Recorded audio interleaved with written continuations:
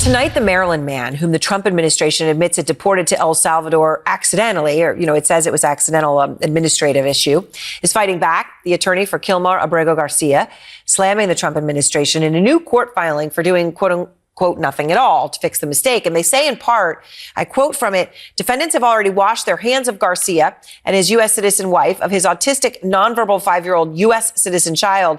This is an outrageous set of facts. This is Garcia's wife speaks out about her husband's 3-week-long detention in a notorious maximum security prison known for housing the, quote, worst of the worst. She shares the moment she saw this photo and realized her husband was in the prison. When I saw it, I immediately broke down because I knew it was him. What was your biggest fear when you identified him? I was scared for his life. He's not a criminal. My husband is an amazing person, an amazing father. It's Ken Harbaugh with the MeidasTouch Network. I don't know how much more clearly I can say this. If the Trump administration can do this to an innocent father from Maryland, they can do it to you. That's what the abandonment of due process means. Without that protection, which, by the way, is in the Constitution, none of us can be guaranteed the right to assert our innocence or even our citizenship status. Not that our government should be treating anyone this way, but say they did try to deport a U.S. citizen. Without the right to due process, without the ability to appear before a judge, whatever the government asserts can go unchallenged. In my last interview with Chris Goldsmith, he made that case in extraordinarily stark terms. He said that under current practices, this government could declare him a terrorist because he runs an organization that exists to fight Trump's fascist takeover. Then the government could deport him to a black hole prison, and without due process, Chris would have zero legal recourse. Here's the second part of that conversation where Chris and I discuss just how deep into this full-blown constitutional crisis we now find ourselves. Yeah, we're at the bottom of the slippery slope. Well, let me hedge, because I think we can still go even further down. Like, they're not done assaulting our civil liberties. And when they're caught red-handed, they just lie. They'll start with their legal arguments, but I'm going to throw this screenshot up of JD Vance responding to some of this online outrage at what his administration, what the government did to this Venezuelan. And he said, apparently you didn't read that he was a convicted MS-13 gang member with no legal right to be here. False and false. He had protected status. He was not a convicted MS-13 gang member. In fact, the one allegation against him was dismissed by the police. It was pure hearsay. It was some guy in a parking lot who said that's an MS-13 member. The guy was working in a union shop. He had a 5-year-old autistic son. He's married to a U.S. citizen.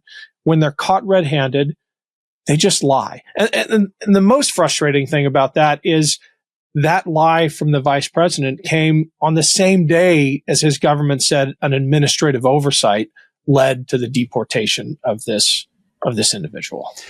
Yeah, I think back to the warning that we did, in Against All Enemies, of how JD Vance would leverage his veteran status that Americans respect to gain credibility as he started to move towards authoritarianism, embracing the tenets of authoritarianism and of fascism. The man is now the vice president of the United States, and he is using a tremendous bully pulpit to lie to the American people, to slander an American family. The man himself may not be a citizen, but his wife is, his child is. He is slandering an American family and justifying deporting an innocent person into a gulag, into a camp for political prisoners. I hope that, and we talked about this last time I was on your show, I hope that there are people keeping score and keeping track, because, again, I'm not a lawyer, but it looks to me like JD Vance is a co-conspirator in this attempt to violate this man's civil rights. And at a certain point, this can't be a legal settlement where taxpayers pay the victims of the Trump-Musk regime. These co-conspirators who are violating civil rights are violating, they are committing felonies. This is not simply an argument for a civil case in a civil court. These people need to be prosecuted. And, if we're going to just start throwing the label gang on anything, why don't we really start considering racketeering? I think that what the Trump-Musk administration is doing with the, giving Musk all of these federal contracts, allowing him to eliminate contracts with his competitors. I think that the Trump-Musk administration is a racketeering organization. I think that Democrats today should be talking about the specifics of RICO law at the federal level and the state level. And I think that state prosecutors should start building their cases now, because these people are not above the law. They will be held responsible. We just can't do them the favor of giving up or do what Biden attempted to do of saying, we're all just going to pretend things are normal, because these are not normal times. And people who are guilty of felonies, of violating other people's civil rights, of violating hate crime laws, those people need to be held responsible personally.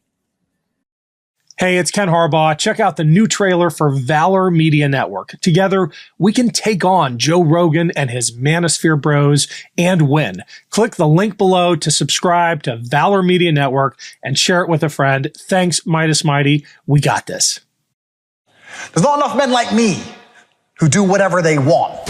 Are you sick of it yet? Those people need to be, when we take power, they need to be given the death penalty. The anger, I live like a capitalist every single day, Shank. I live as a capitalist. the hate. And we have a system of checks and balances.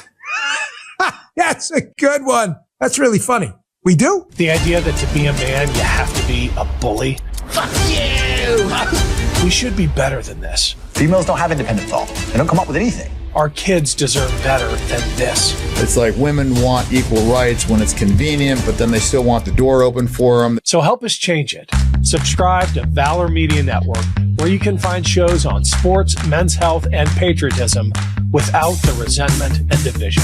True strength is about discipline, resilience, and service. If you've wondered where all the positive role models are, especially for young men, check out Navy SEAL Dan Barkov and Commander Bobby Jones as they share stories of service and sacrifice. Being good at being a man is about what you do for others and not what you do for yourself.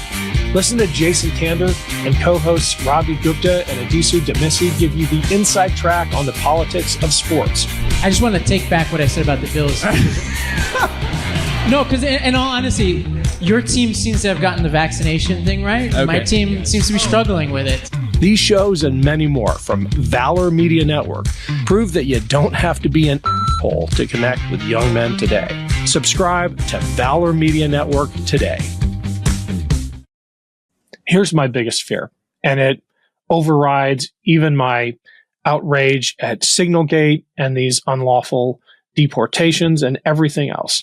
It's the observation that they are being so wanton and callous in their disregard for the law that it signals maybe they know they won't be held accountable. That the only thought process I can comprehend that would justify that kind of reckless disregard for the law is the idea that the law won't hold them accountable because they'll be in power forever. I think that might be their calculation. Yeah, and I think that they are their worst case scenario. They have gamed this out, right? They're not going into this without a plan. They've gamed this out. Their worst case scenario is that landslide elections happen. Republicans in the Senate hold. No one gets impeached, successfully removed from office if a Democratic House does impeach them. I think that they are depending on the unquestionable power of the president's privilege to pardon anyone preemptively, as Joe Biden did on his way out of office for the January 6th committee and others. And I think that we as a country are going to have to have a real debate as to whether or not the president of the United States should have an unquestionable pardon power. Because what an unquestionable pardon power is in the hands of someone who is fundamentally corrupt, or an entire administration that is fundamentally corrupt, it is literally a get out of jail free card. It frees them from the fear of prosecution for any wrongdoing. And I think that the next administration, Democrats who are going to be running for office, whether it's in the House or the Senate or for president or health, even local and state, need to be talking about how we need to have a fundamental